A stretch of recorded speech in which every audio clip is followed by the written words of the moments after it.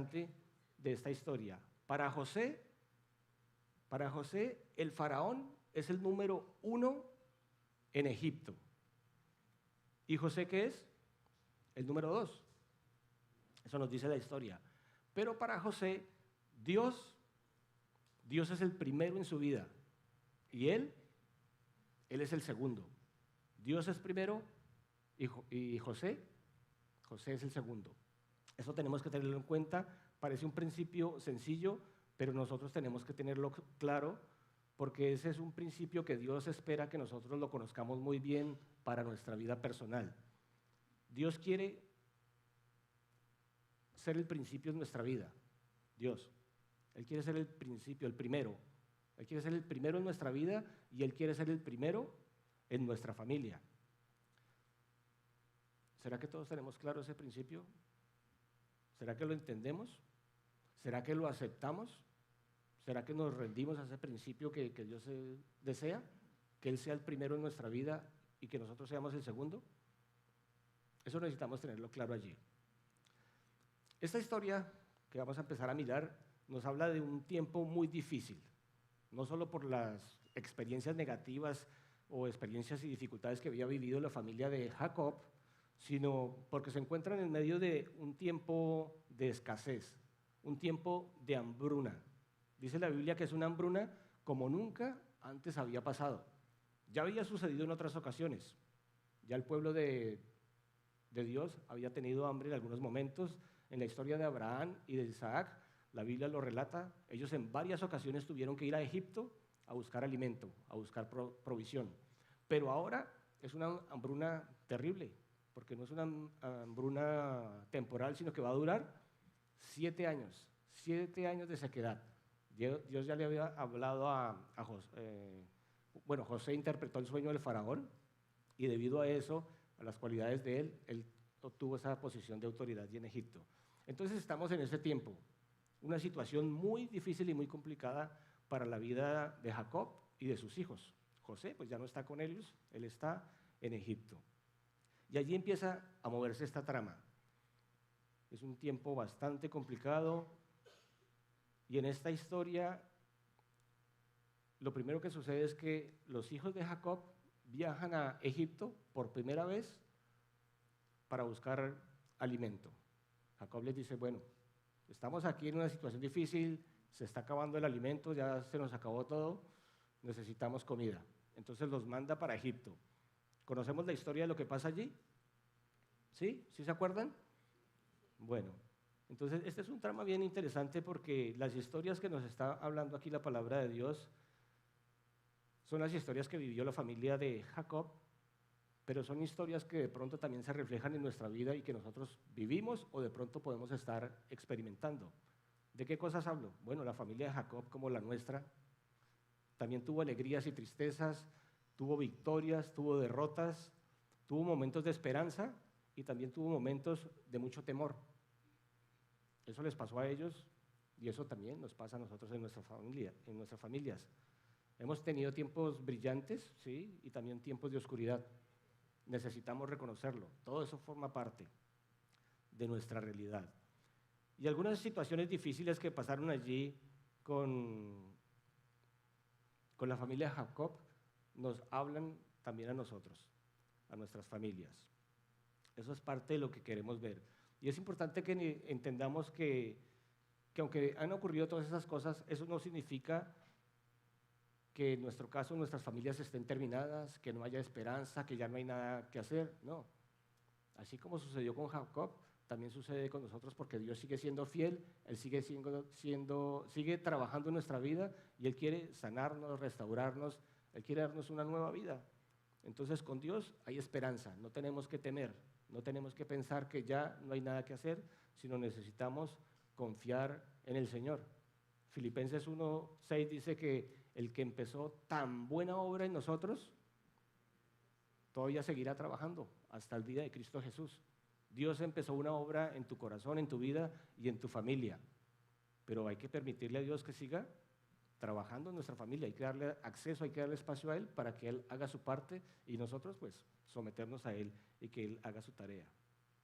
Entonces en este mensaje de hoy vamos a a permitir que la palabra de Dios nos recuerde lo importante que es el valor de la familia, que no olvidamos que el perdón es fundamental y que la reconciliación trae alegría y trae gozo para cada uno de nosotros, para nuestras familias. Que Dios nos guíe en esta experiencia y podamos entender, aprender y poner en práctica todo eso que Dios nos quiere decir en el día de hoy. Entonces, la familia, como les dije al principio, es una bendición, la familia unida, pero una familia que está dividida, eso es una tragedia porque trae mucho dolor. Lo primero que veremos hoy es que hay dolor, y el dolor en una familia usualmente viene promovido por la división, por los conflictos, por la pelea entre nosotros mismos, peleas entre hermanos, peleas entre padres, peleas entre hijos. Eso trae dolor, eso trae división y eso no trae, por supuesto, la unión que Dios quiere para nosotros. Entonces, cuando hablamos de familia, ahí vienen muchas emociones encontradas, porque vienen palabras hermosas y también palabras duras. Cuando hablamos de familia podemos hablar de amor, de calidez, de alegría, de compañerismo, de hermandad, pero también podemos hablar de dolor, de tradición, de angustia. Esas cosas también pueden estar allí envueltas, en los altos y en los bajos. Y el libro de Génesis pues nos muestra a una familia, la familia de Jacob, que ha atravesado por las buenas y las malas, las verdes y las maduras. Ellos han enfrentado diferentes tipos de dolor, diferentes situaciones, pero se han mantenido. Y al final de la historia vemos cómo el Señor permite que la familia termine unida.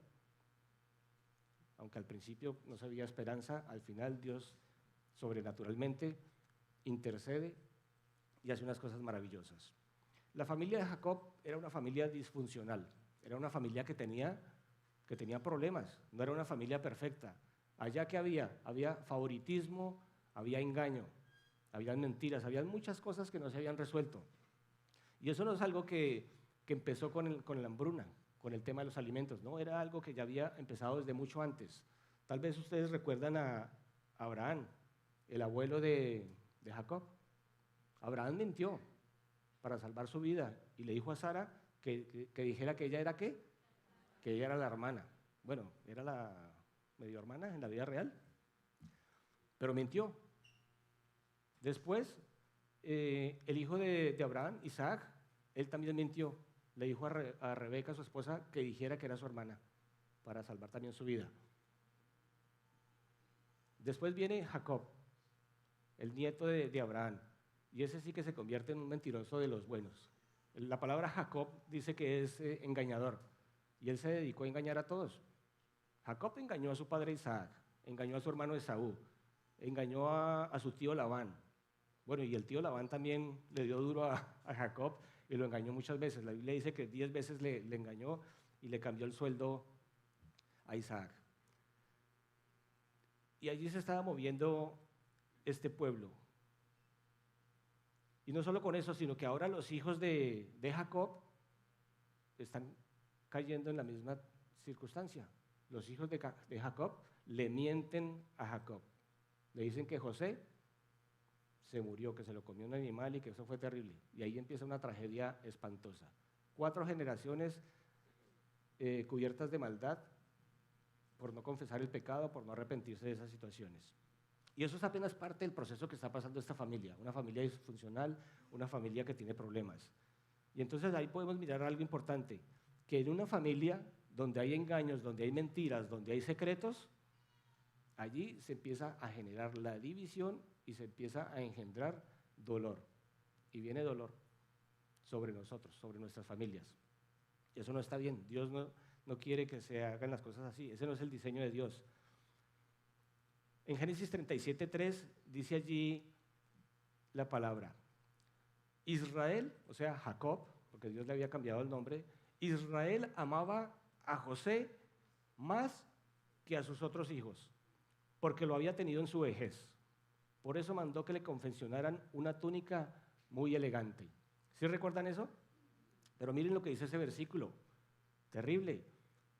Israel amaba más a José que a sus otros hijos. ¿Y cuántos tenía? Tenía 12 hijos y a Dina 13. pero amaba más a José, amaba más a José. Tenía una prioridad, ¿cómo se llama eso? Un privilegio especial sobre José. ¿Y los otros hijos qué? Se olvidó de ellos. Entonces, esto nos recuerda a nosotros que una familia con hijos preferidos, eso genera muchas discordias. Discordias entre hermanos y problemas para la familia en general. Y Jacob, por supuesto que los vivió. Aquí tenemos la historia, estamos apenas mencionando algunas cosas, pero sabemos que allí hubo problemas de división y problemas duros en la vida de esta familia. Los hermanos de José, ellos tenían mucha rabia. Empezaron a odiar a José y lo odiaban tanto que tomaron la decisión ¿de qué? ¿De mandarlo donde una tía, donde una familia? No, tomaron la decisión de matarlo. Lo querían matar. Lo odiaban tanto que querían matarlo. Y claro, pues su papá no ayudó en ese sentido, pero obviamente eso no estuvo correcto, pero querían matarlo. Allí pasa algo interesante. El hermano mayor, Rubén, que está allí, les dice a ellos, no lo matemos, no derramen sangre, más bien metámoslo aquí en esta cisterna.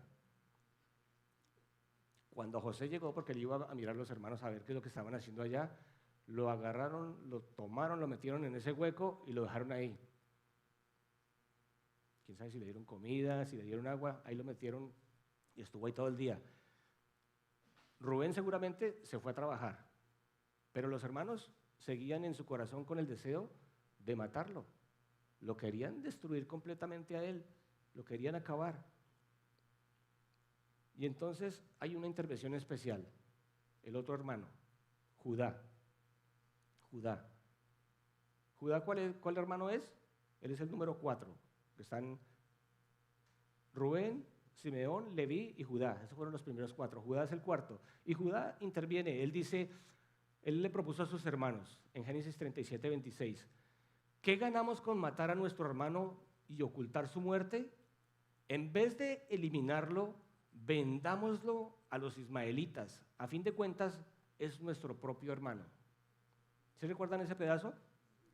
Dios interviene de una manera sobrenatural en ese momento porque a José seguramente lo van a matar. Rubén se perdió del mapa y los otros hermanos lo quieren matar. Judá no quiere que eso pase, entonces él prefiere que lo vendan. Y en ese momento, bueno, él dice eso porque además en ese momento venía una caravana de mercaderes, de vendedores, de ismaelitas. Entonces a Judá se le ocurrió esa idea de que no lo mataran, sino que más bien lo vendieran. ¿Y qué hicieron? Lo vendieron, lo entregaron allí. Y así es como empieza José ese viaje para llegar a Egipto. Trágico, duro, sí, pero Dios tenía un plan con todo eso. Si alguno de ustedes en este momento, en el día de hoy, está pasando por una situación difícil, una situación de una calamidad, un tema así de angustia fuerte, tienen que saber algo, y es que Dios quiere intervenir en sus vidas. Dios quiere hacer algo. Dios quiere darles una nueva vida, una nueva esperanza. Pero obviamente necesitamos poner nuestra vida en sus manos y dejar que Él actúe. A Jacob, sus hijos le partieron el corazón con ese engaño, con esa mentira que le dijeron. Prácticamente lo dejaron a él viviendo en un luto eterno. Porque Jacob, a partir de ese momento, él vivía, pero estaba lleno de amargura. Y prácticamente lo que él quería era llegar el tiempo de su muerte para poder reencontrarse con su hijo José en el más allá. Eso era todo lo que él tenía en su mente después de que se enteró que aparentemente, bueno, lo que le dijeron sus hijos, que José había muerto. Y entonces miren, los hijos de Jacob vendieron a su hermano porque tenían celos, porque de pronto querían o pensaban que eso iba a solucionar el problema que tenían en su familia, ese problema disfuncional. Pero eso no hizo nada, no lograron nada con eso. Dios, por supuesto, tenía un plan, pero ellos no lograron nada con eso, porque ahora parecía que Jacob amaba más a su hijo muerto que a sus hijos, a los que estaban vivos. Entonces, la esperanza que ellos tenían de que la relación con su padre mejorara, pues no funcionó con eso que hicieron. Tal vez necesitaban ir a hablar con él, dialogar, abrirle el corazón, pero La Biblia no menciona esas cosas. Ellos se llenaron fue de odio y actuaron en su propia voluntad y no se movieron en la voluntad de Dios. Nosotros entendemos la situación de Jacob, sí, claro, estaba sufriendo por la pérdida de su hijo, pero él mismo se encargó de hacer y de engendrar ese deseo malvado en sus otros hijos, porque no les puso atención, porque no los amaba, porque no los escuchaba, porque los ignoraba, los mantenía con la misma ropa. En cambio a José le compró la mejor ropa que había en el mercado, y no una túnica de cualquier túnica, sino una túnica de colores bien especial, para que se resaltara y para que se viera a José a kilómetros. Su padre se encargó de alguna manera de no ayudar en la relación y en la reconciliación de sus hijos. Pero por supuesto, eso no es una justificación para que él no amara a sus hijos y no los acompañara. Eso no estuvo bien. Como tampoco estuvo bien que sus hermanos, debido a eso, hubieran tomado la decisión de matarlo o venderlo y deshacerse de él. No estuvo bien lo que ninguno de ellos hicieron. Pero por supuesto, esto se debe a una familia disfuncional, a un problema de raíz que ellos no habían resuelto. Como familia no estaban unidos. Vivían juntos, pero no estaban unidos. Y a José lo despojaron de muchas cosas. Le quitaron su túnica, pero también le quitaron su tierra, su libertad, y lo mandaron como esclavo para Egipto, para otro lugar. Pero lo maravilloso de esto es que en medio de esas circunstancias difíciles, Dios tenía un plan. Dios tenía un plan para rescatar a José y para rescatar a sus hermanos, a su familia. Eso es lo mismo que Dios está haciendo hoy aquí con cada uno de nosotros. Dios tiene un plan para cada uno de nosotros y Dios tiene un plan para nuestra familia, porque Dios quiere rescatarla. Dios no quiere que nadie se pierda y que las familias tampoco se pierdan. Entonces, retomando el hilo conductor de esa historia, muchos años después de que José ya no está con sus hermanos y que ahora está en Egipto, viene esta catástrofe, una hambruna en toda la nación. Y entonces Jacob manda a sus hijos allá, a que vayan a buscar alimento a Egipto. Y en esa historia, pues ellos llegan a comprar el alimento. José los detecta. José sabe quiénes son. Entonces él los identifica, pero los acusa. Él le dice, no, ustedes son unos espías, vienen aquí a mirar qué información pueden tener para hacernos daño. Y ellos dicen, no, somos fieles, somos honestos, somos trabajadores, traemos dinero, venimos a comprar. Pero José quería probar sus corazones y él les dice, no, ustedes son unos espías, a mí no me van a convencer. Ellos le dicen que tienen allá en Canaán a su padre y a un hermano menor y que los están esperando y que, bueno, que necesitan alimento y que ellos son trabajadores. ¿Y qué hace José? Les dice, no, ustedes son unos espías, ¿saben qué? Si no me dicen la verdad, les voy a quitar la vida, no van a salir vivos de aquí. Y los mete en la cárcel. ¿Cuántos días estuvieron ellos en la cárcel? 3 días estuvieron metidos ahí en una prisión de alta seguridad en Egipto. Nuevamente José va, se encuentra con ellos y él les dice que él es un hombre que tiene temor de Dios. Entonces les propone algo. Él dice, vamos a hacer una cosa. Uno de ustedes se va a quedar acá en custodia. Uno se va a quedar acá. Los demás pueden irse tranquilos a casa, van a llevar alimento, lleven provisión para sus familias, para que tengan comida, pero tienen que regresar. José sabía que ellos tenían que regresar. ¿Y por qué sabía que tenían que regresar? Porque habían 7 años de escasez y apenas iban en el primer año. O sea que quedaba tiempo y José sabía que ellos o regresaban o se morían de hambre. Así que él sabía que ellos iban a venir. Les dice, bueno, como yo sé que van a regresar, ustedes van a regresar, pero tienen que traer a su hermano menor. Así yo voy a saber que ustedes me están diciendo la verdad y entonces van a salvar sus vidas. Y bueno, y los despacha con alimento y todo eso. Conocemos la historia también que sigue allí, que les ponen el dinero que pagaron, se lo devuelven en los sacos y cuando ellos están a mitad de camino uno se da cuenta que en el saco donde estaba el grano, ahí había el dinero que ellos habían pagado. Entonces se asustó, se asustaron todos, no sabían qué hacer. Llegaron a Canaán, le cuentan a Jacob toda la historia, todo lo que ha pasado, y les dicen que tienen que volver y que tienen que llevar a Benjamín con él, al hermano menor, porque si no, no los van a recibir. Y bueno, y le cuentan que Simeón pues se quedó allá, porque José cogió a Simeón y lo metió en la cárcel. Simeón fue el que se quedó, ¿recuerdan eso? Eso es bien interesante lo que está pasando allí, lo que sucede con ellos.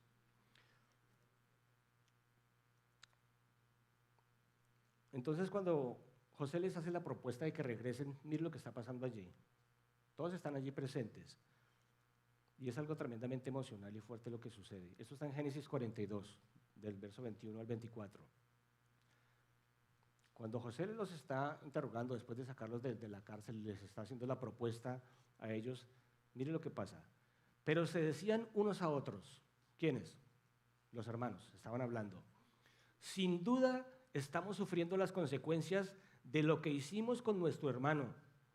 Aunque vimos su angustia cuando nos suplicaba que le tuviéramos compasión, no le hicimos caso.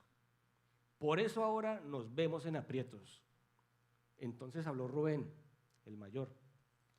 Yo les advertí que no le hicieran daño al muchacho, pero no me hicieron caso. Ahora tenemos que pagar el precio de su sangre. José estaba escuchando eso. Ellos no se daban cuenta porque él tenía un intérprete. Él les hablaba ¿cuál es el lenguaje de Egipto? ¿En egipcio? ¿En árabe? Bueno, ellos no sabían que él era José, no lo habían identificado. Entonces, como José les hablaba por medio de un intérprete, ellos no sabían que él estaba entendiendo todo lo que estaban diciendo. José estaba ahí escuchando. José se apartó de ellos y se echó a llorar. Eso tuvo que haber sido muy, muy tremendo. José, al frente de sus hermanos, escuchándolos de todo lo que hicieron, recordando ese momento cuando lo metieron allá en esa cisterna, cuando lo iban a matar, cuando finalmente decidieron venderlo y que él llorando allá, clamando, les decía con angustia, no hagan eso, no me hagan eso. Y los hermanos igual lo tiraron. José no pudo aguantarse esa escena con ellos ahí, tuvo que irse a otro lugar y lloró. Y allá le entregó todo eso al Señor y volvió. Y cuando volvió, dice, apartó a Simeón y ordenó que lo ataran en presencia de ellos. ¿Quién era Simeón? El hermano. ¿Cuál? En orden era el segundo. Simeón era el segundo. Entonces, ¿por qué encierran a Simeón en la cárcel? ¿Por qué tiene que pagar el precio? ¿Por qué no metieron a Rubén si Rubén era el mayor? Él era el que tenía la responsabilidad, seguramente, por sus hermanos. Y cuando vendieron a José, José se dio cuenta que Rubén no estaba ahí. Él dijo, pero ¿dónde está mi hermano? Supuestamente es el que tiene que poner la cara por mí, el que me va a cuidar, el que me va a proteger. No estaba acá. De pronto José quería era que Rubén se quedara ahí en la cárcel. Pero no, dejó a Simeón. Pero lo dejó porque lo escuchó hablar y se dio cuenta que al menos, aunque Rubén no lo rescató de la muerte y de que lo vendieran, al menos él había hecho una advertencia y le dijo a sus hermanos, no hagan eso. Rubén no estaba de acuerdo con esa situación, pero igual no hizo nada, no rescató a su hermano. Y se fue a trabajar. Él fue muy cumplido, muy honesto con su trabajo, muy profesional, pero él descuidó a su familia. Rubén descuidó a su familia. Y el hermano mayor supuestamente es el que la debe proteger. Entonces Rubén no hizo nada. Y el otro que quedaba allí a cargo en ese grupo de hermanos cuando vendieron a José, ¿quién era? Pues Simeón. Simeón era el segundo en autoridad que estaba ahí. Y Simeón tampoco hizo nada. Seguramente él era uno de esos que quería que lo mataran o que lo vendieran. Pero él no hizo nada tampoco. Y como no hizo nada y tenía una responsabilidad por estar allí, por ser el segundo, entonces José seguramente por eso lo coge y lo mete allá al hueco. ¿Y cuánto tiempo estuvo Simeón en la cárcel? ¿Cuánto? Como un año tal vez. Después de eso, como un año. Simeón lo meten allá en la cárcel, los hermanos se van para Canaán con el alimento, llegan allá y le cuentan a Jacob toda la historia, pero Simeón se quedó allá, guardado. Ellos le cuentan a su padre lo que tienen que hacer. Ellos le cuentan a su padre allí todas esas cosas.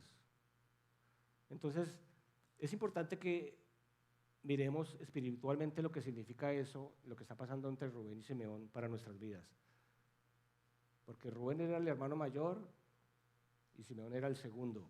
Y espiritualmente, para nosotros, como personas individuales, hombres y mujeres, para nosotros sabemos que Dios es el número 1 y que nosotros somos el número 2. Dios es el número 1, Dios es el número 2. Así que como segundos, nosotros tenemos una responsabilidad ante Dios. Cada uno de nosotros tenemos una responsabilidad ante Dios, porque somos segundos ante Él. Él es el primero en nuestra vida. Pero Dios es el primero en nuestras casas. Él quiere ser el primero en nuestras casas, porque Él es el número 1. Y como nosotros somos el número 2, entonces en nuestras casas, cada uno de nosotros también tiene una responsabilidad. No solo el esposo, la esposa también, los hijos, los padres. ¿Y esa responsabilidad cuál es? De que como somos el 2, tenemos que ser responsables, tenemos delante de Dios una responsabilidad, valga la redundancia, de proteger la familia, de cuidar la familia, de cuidarnos a los unos a los otros. No es simplemente decir llegar a nuestras casas o donde estemos y decimos, no, pues que los demás resuelvan y que miren a ver qué hacen conmigo. No, cada uno de nosotros tenemos que contribuir para que la familia esté bien. La responsabilidad no es solo de uno, es de todos, de cada uno de nosotros. Avancemos al segundo punto, porque ya se nos está acabando el tiempo. Y ese segundo punto tiene que ver con el deseo de una familia que va encaminado a buscar la reconciliación. Cuando una familia tiene ese deseo, cuando se está buscando la reconciliación, ahí hay un poder especial de Dios que se manifiesta, el poder del amor de Él, cuando lo dejamos que actúe. Y Dios quiere trabajar en nuestras familias, Dios quiere que retomemos esa reconciliación. Entonces Dios manifiesta su amor cuando nosotros lo buscamos a Él. Ya sabemos que en Canaán los hermanos le cuentan a Jacob toda esa aventura, todo eso que les pasó, y les dice que tienen que llevar a Benjamín de regreso, porque si no, no van a poder tener alimento. Y cuando Jacob escucha eso, a él no le gusta la idea. Él dice, no, a mí no me salgan con ese cuento, a Benjamín, déjenmelo quietico, no me lo toquen. Y entonces Rubén le dice a su padre, Génesis 42:37, yo me encargo de Benjamín, si no te lo devuelvo, podrás matar a mis 2 hijos. Es Rubén, el hermano mayor que está tratando de arreglar las cosas y poner todo en orden. Eso fue una oferta contundente, ¿no les parece? Él le dice, si no te lo devuelvo, entonces podrás matar a mis hijos, le dice Rubén. Pero ¿saben qué? Jacob no aceptó y él le dijo, no, a mi hijo Benjamín no se lo van a llevar por allá. Y no permitió que fuera. Y entonces ellos se quedaron ahí, en Canaán, consumiendo todo el alimento que habían llevado hasta que se les acabó. Tal vez un año tuvieron de alimentación allí. Y ese fue el año que Simeón estuvo preso allá. Porque si hubieran ido, si hubieran llevado a Benjamín, hubieran hecho lo que José les pidió que hicieran, pues seguramente Simeón hubiera quedado libre. Pero no. Jacob se arranchó a su posición y él dijo, no, a mí no me salgan con ese cuento. Él estaba, por supuesto, muy dolido, porque él creía que había perdido a un hijo, a José. Él pensaba que estaba muerto. Y ahora decía, no, yo no voy a mandar a Benjamín allá porque ¿qué tal que me lo maten también? ¿Qué tal que pase algo? Y estos muchachos no son tan responsables. Aparentemente Rubén estaba diciéndole, sí, yo te lo devuelvo, yo voy a responder. Pero él no se estaba comprometiendo. Él estaba diciendo, si algo le pasa a ese muchacho, ahí están mis hijos, mátelos a ellos. Pero él no estaba haciendo un compromiso personal, directo. Estaba poniendo la responsabilidad en otras personas. Así como hizo al principio, cuando se fue y dejó a José allí solo. Y entonces allí es cuando interviene una vez más Judá, que no es el primogénito y que tampoco es el segundo. Porque Simeón, pues obviamente está encarcelado, él no puede hacer nada. Pero Leví era el tercero y tampoco se mosqueó. Y Judá empieza a decirle a su padre, empieza a hablar con él. Porque obviamente la actitud de Jacob no es la mejor, no está ayudando. Él tiene temor, no quiere perder a su hijo, tiene miedo. Jacob no está actuando con fe, no está confiando en Dios y de otra manera está descuidando a su familia, porque no hizo nada para liberar a Simeón. Y se quedó ahí hasta que se les acabó la comida. Y sabemos que Jacob tuvo cosas interesantes y cosas buenas, porque él fue un hombre insistente, un hombre que la luchó, se esforzó Por ejemplo, por su esposa, por Raquel, trabajó ¿cuántos años? 7 años por Raquel, pero Labán lo engañó y entonces le dio gato por liebre, le dio la hija que no era, a Lea. Y después, ¿qué tuvo que hacer nuestro amigo Isaac? Jacob. Trabajar 7 años más, 7 años más. Entonces 14 años estuvo ahí insistente. Pero en ese momento Jacob no está siendo insistente. Él sí tenía una constancia y la constancia es una virtud, pero la necedad destruye las familias. Y él estaba siendo necio porque no estaba ayudando a su familia y no estaba ayudando a liberar a Simeón. En el capítulo 43, ese capítulo empieza diciendo así los primeros versículos. Dice, el hambre seguía aumentando en aquel país. Llegó el momento en que se les acabó el alimento que habían llevado de Egipto. Entonces su padre, Jacob, dijo, vuelvan a Egipto y compren un poco más de alimento para nosotros. Si recordamos, la propuesta que le hizo Rubén a su papá no le funcionó, porque tenían que llevar a Benjamín. Pero entonces allí es cuando entra Judá y él interviene. También le cuenta toda la historia, todo lo que pasó para que él recuerde lo que está pasando y le dice, tenemos que llevar a Benjamín. Pero miren la diferencia entre Judá y Rubén. Génesis 43, versos 8 y 10 al 10. Judá dijo a su padre Israel, bajo mi responsabilidad, envía al muchacho y nos iremos ahora mismo para que nosotros y nuestros hijos podamos seguir viviendo. Yo te respondo por su seguridad. A mí me pedirás cuentas. ¿Sí se dan cuenta la diferencia? Rubén dijo, mira, ahí le entrego a mis hijos, haga algo con ellos por si le pasa algo a Benjamín. Pero Judá le dice, no, soy yo. Yo me voy a hacer responsable personal. Y eso es lo que hace Judá. Y no olvidemos que eso es lo mismo que hace Dios por nosotros. Cuando Él envía al Señor Jesucristo para darnos vida, para salvarnos a nosotros, para salvarnos nuestra familia. Jesús dice, yo me hago responsable. Yo voy a pagar el precio. Yo. Y es Jesús el que da su vida y la entrega por cada uno de nosotros y por nuestras familias. Judá es una representación del Señor Jesús, también como lo es José. Judá nos muestra esa reconciliación, Josué nos muestra la redención y el plan de redención que Dios tiene para nosotros. Pero Judá, él dice, es mi responsabilidad y a mí me vas a pedir cuentas. Si no te lo devuelvo sano y salvo, yo seré culpable ante ti para toda la vida. Y también le dice, si no nos hubiéramos demorado tanto, ya habríamos ido y vuelto 2 veces. Y ahí estaban sufriendo por comida. Entonces, Judá interviene de una manera especial, convence a Jacob y emprenden el viaje. Pero Judá fue esa persona que al principio sugirió vender a José como esclavo. Ahora él está dando un paso al frente, él está asumiendo la responsabilidad y él promete proteger a Benjamín con su propia vida. Él arriesga su vida por eso. Está dando pasos hacia la reconciliación.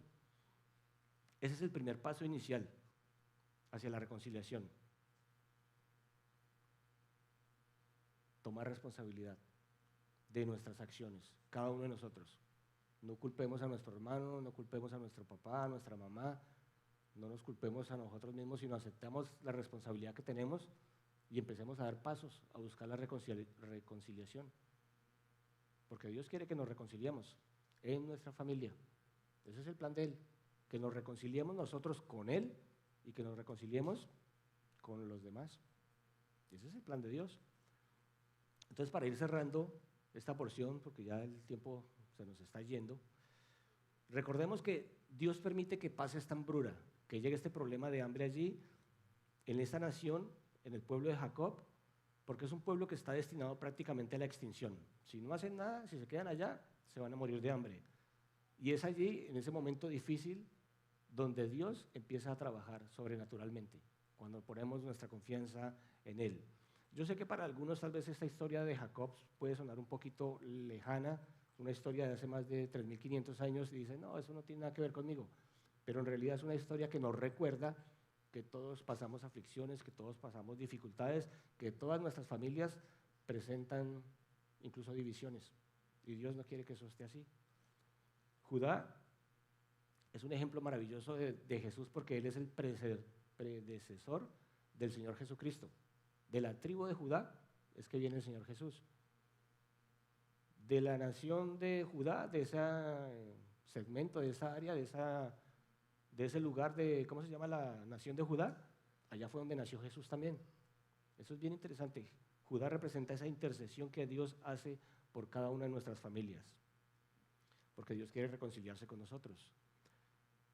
La palabra hebrea que se utiliza para reconciliar es una palabra que se llama shalom, no shalom, porque shalom es paz, pero shalom significa enmendar, rehacer, volver a reconstruir algo y dejarlo completamente nuevo. No es simplemente pedir perdón o buscar el perdón.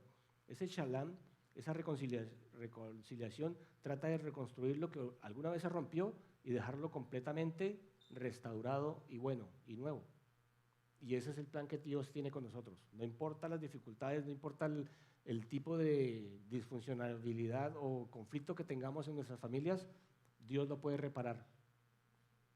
Y no remendarlo, sino hacerlo totalmente nuevo, diferente.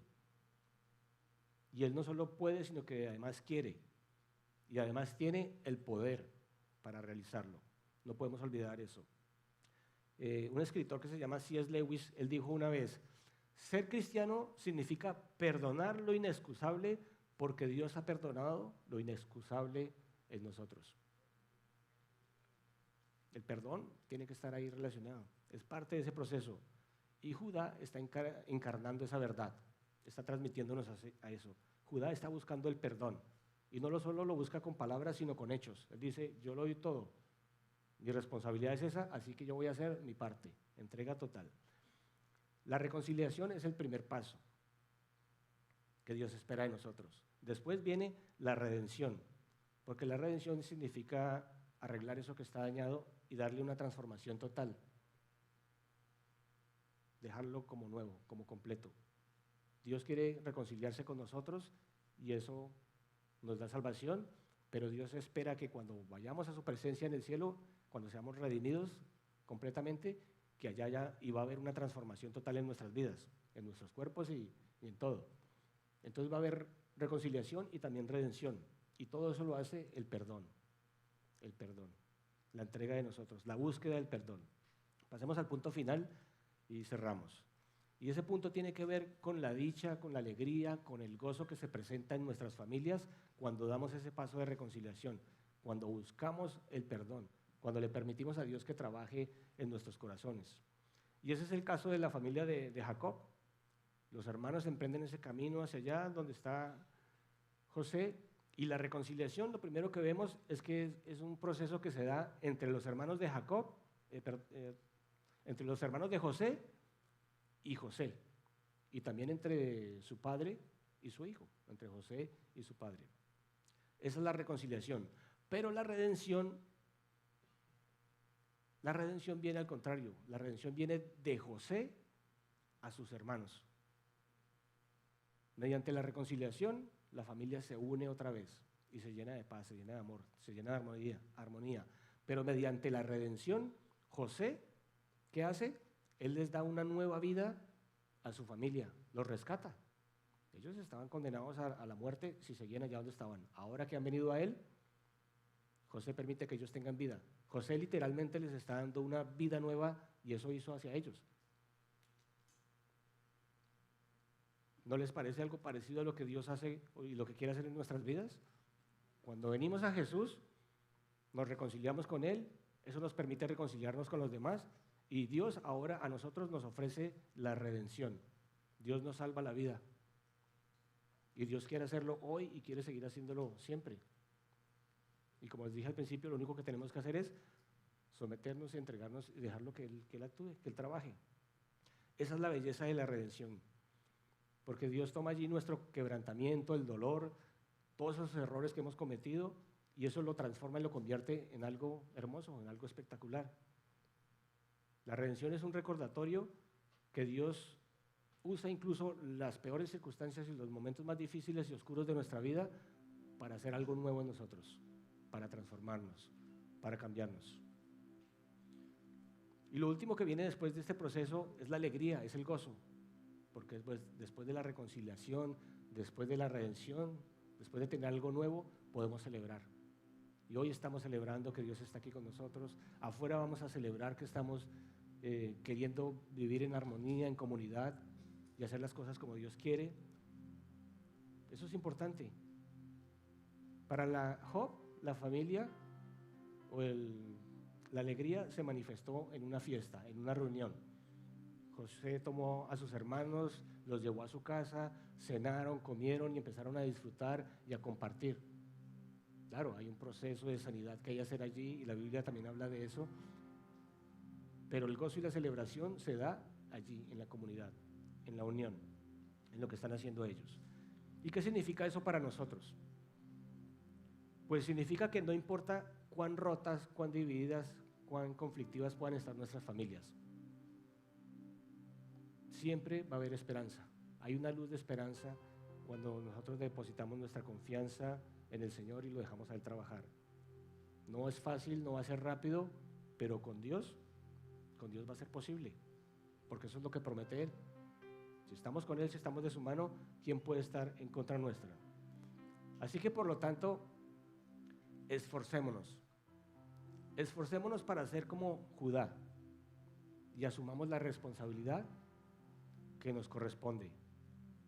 Esforcémonos por ser como José, eligiendo el perdón y no la venganza. Esforcémonos por ser como Jacob, quien a pesar del miedo, el temor, finalmente se sometió a Dios y él dijo: voy a confiar en ti, que se haga tu voluntad. Y finalmente Job se rindió y dejó que Dios fluyera. ¿Y cuál fue la respuesta al final de todo eso? Que Dios se manifestó con su poder, con su gloria, reunió a la familia, la reconcilió, les permitió disfrutar del perdón, les permitió celebrar de una manera maravillosa esa conexión y esa unidad otra vez. Cerremos nuestros ojos y vamos a orar. Señor, te damos gracias. Gracias porque la familia es importante para ti, nuestra vida es importante para ti. Tú tienes un plan maravilloso para cada uno de nosotros y tú esperas, Dios, que tomemos los ejemplos prácticos y saludables que hay en esta historia de la familia de Jacob para que nos apropiemos de ella, Dios, para que entendamos que debemos buscar la reconciliación, debemos buscar el perdón, debemos buscar la unidad, debemos tomar responsabilidad de nuestras acciones. Debemos arrepentirnos, Dios, de las cosas malas que hemos hecho y debemos cambiar nuestra actitud para glorificar tu nombre, Dios. Gracias, Señor, porque tú, como José, extiendes tu perdón hacia nosotros y nos das una nueva oportunidad. Nos permites reconciliarnos contigo y también nos das todo lo que necesitamos para podernos reconciliar con nuestros hermanos en Cristo y también con nuestra familia. Dios, sabemos que la reconciliación no es fácil, porque requiere una entrega, requiere enfrentar los errores que hemos cometido. Pero el resultado, Señor, a través del arrepentimiento y el perdón, es que tu voluntad, Dios, y tu amor se manifiestan en nuestras vidas. Oramos, Dios, para que tú llenes nuestros corazones, nos empoderes con tu palabra, con tu espíritu, que nos permitas movernos hacia la restauración, Señor, hacia la reconciliación, hacia el perdón con nuestros hermanos, hacia el perdón con nuestra familia. Hoy reconocemos, Dios, que no lo podemos hacer en tus manos, que necesitamos la acción sobrenatural de tu Espíritu Santo, de tu poder en nuestra vida. Obra en nosotros. Recuérdanos, Dios, que tú nos amas, que no olvidemos que tú quieres sanarnos, que tú quieres restaurarnos y que no olvidemos, Señor, que tú ya lo estás haciendo si nos rendimos a ti, si ponemos nuestra vida en tus manos. Todo esto, Señor, como dice tu palabra, proviene de ti, porque Cristo nos reconcilió consigo mismo y nos dio el ministerio de la reconciliación. Tú nos has llamado, Señor, a que nos reconciliemos los unos a los otros y que nos reconciliemos contigo. Danos todo lo que necesitamos, Señor, para hacer tu voluntad, para someternos a ti, para traer bendición a nuestra familia, para traer bendición a nuestra casa. Que no olvidemos, Señor, que tú nos amas, que tú estás con nosotros y que tú quieres darnos siempre lo mejor. Hoy, Señor, al concluir este mensaje, sabemos que tú nos amas, que tú esperas lo mejor y que tienes un plan maravilloso para nuestra familia y un plan maravilloso para nosotros. Gracias porque tú, Señor, no nos has rechazado, sino que te has entregado por nosotros, nos has amado y nos has dado una luz de esperanza. Nos muestras el camino y nos dices que aunque pudiendo utilizar la venganza, prefieres utilizar el amor y el perdón para cautivarnos. Te entregamos, Señor, nuestra familia, te entregamos nuestras vidas. Gracias, Dios. Gracias por lo que tú estás haciendo, Señor, en nuestro corazón. Amén. Y quiero terminar el servicio de hoy con este pasaje que está en Génesis, al final de Génesis, el último capítulo. Dice allí la palabra de Dios. Eso es después de que Jacob muere. Al reflexionar sobre la muerte de su padre, los hermanos de José concluyeron: tal vez José nos guarda rencor y ahora quiera vengarse de todo el mal que le hicimos. Por eso le mandaron a decir: antes de morir tu padre dejó estas instrucciones: díganle a José que perdone. Díganle a José que perdone, por favor, la terrible maldad y el pecado que sus hermanos cometieron contra él. Así que, por favor, perdona la maldad de los siervos del Dios de tu padre. Cuando José escuchó estas palabras, se puso a llorar. Luego sus hermanos se presentaron ante José, se inclinaron delante de él, se tiraron ahí a sus pies. Aquí nos tienes, somos tus esclavos. No tengan miedo, les contestó José. ¿Puedo acaso tomar el lugar de Dios? Es verdad que ustedes pensaron hacerme mal, pero Dios transformó ese mal en bien para lograr lo que hoy estamos viendo: salvar la vida de mucha gente. Así que no tengan miedo, yo cuidaré de ustedes y de sus hijos. Y Dios, te damos gracias por este mensaje que nos has dado. Gracias porque tú nos recuerdas, Señor, que tienes un plan maravilloso con nuestra vida, que tú quieres salvarnos, Dios, que tú quieres cuidar de nosotros, cuidar de nuestra familia, cuidar de nuestros hijos.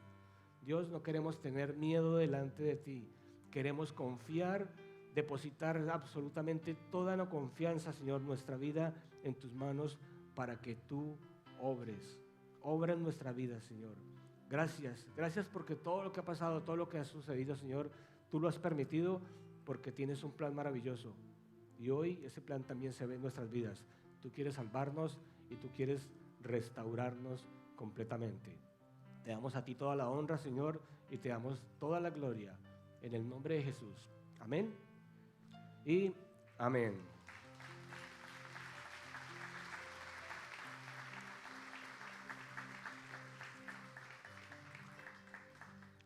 Sigamos ahí en silencio y en oración, por favor, todos los que nos encontramos aquí.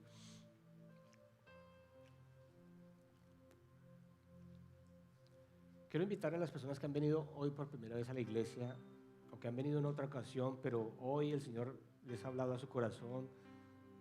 Y ustedes saben, están aquí, pero saben que necesitan reconciliarse con Dios y necesitan reconciliarse con su familia. Si ese es tu caso, si has venido hoy por primera vez, has venido en otra ocasión, pero hoy te ha hablado al corazón de una manera así contundente y tú sabes que necesitas reconciliarte con Dios para permitirle que Él empiece a trabajar en tu vida y todas las cosas cambien y que Él te pueda dar una nueva vida completa, restaurada. Si ese es tu caso, quiero pedirte que por favor pases aquí al frente. Queremos orar con ustedes y queremos orar por ustedes. Pueden hacerlo ahora mismo. Dios nos dice en su palabra que si confiamos en Él de todo corazón, Él va a obrar y va a moverse de una manera especial en nuestra vida, en nuestro corazón. Y todos necesitamos arrepentirnos, perdonar, poner nuestra vida en sus manos. Dios te bendiga. Si hay alguien más que quiera reconciliarse hoy con el Señor, que quiera poner su vida en sus manos, que quiera decirle, acércate más aquí, que quiera decirle, Dios, estoy aquí y te doy gracias porque tú también estás aquí y tú estás presente en este lugar. Este es el momento de pasar, puede hacerlo ahora mismo. Oramos para que las personas que nos están escuchando a través del internet nos escriban allí, que también quieren hacer esta confesión de fe. Es una oración. La palabra de Dios dice que si confesamos con nuestra boca que Jesús es el Señor y que Él lo resucitó de los muertos, entonces seremos salvos. Porque con nuestro corazón nosotros confesamos para ser justificados, pero con nuestra boca confesamos para recibir esa salvación de Dios. La oración no tiene magia, sino que tiene el poder de Dios. Y lo único que tenemos que hacer es depositar nuestra vida y nuestra confianza en Él y dejarlo a Él actuar. Si hay alguien más que desee pasar en este momento, puede hacerlo. Dios quiere tocar las fibras de nuestro corazón y Dios quiere transformarnos completamente. Él sabe que nosotros necesitamos de Él. El primer paso que tenemos que dar en nuestra vida es soltarnos finalmente, como hizo Jacob, y decirle, Dios, tomo la decisión de confiar en ti, de rendir mi vida a ti. Haz con mi vida lo que quieras hacer. Eso es lo que cantamos. Hoy cantábamos también, Señor, te alabo, vuelvo a tu casa, vengo a tu casa hoy, vuelvo a casa, vuelvo a la casa de Dios.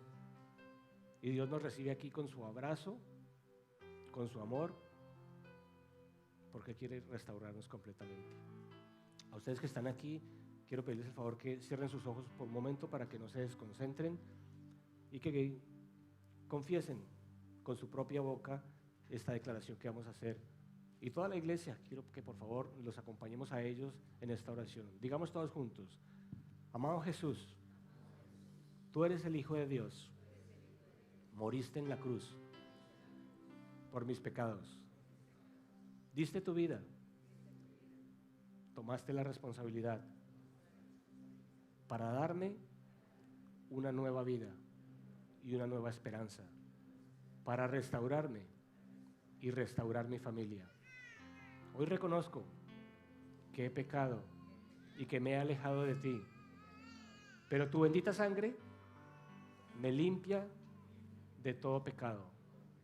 Mi pasado no existe más, porque tú me has cambiado, me has limpiado. Hoy me reconcilio contigo y acepto tu redención. Gracias, Jesús, por darme una nueva vida, por darme esperanza, por darme tu amor. Hoy soy tu hijo Dios, y formo parte de esta familia, de la familia de Dios. En tu nombre, Jesús, amén y amén, amén. Quiero saludarlos.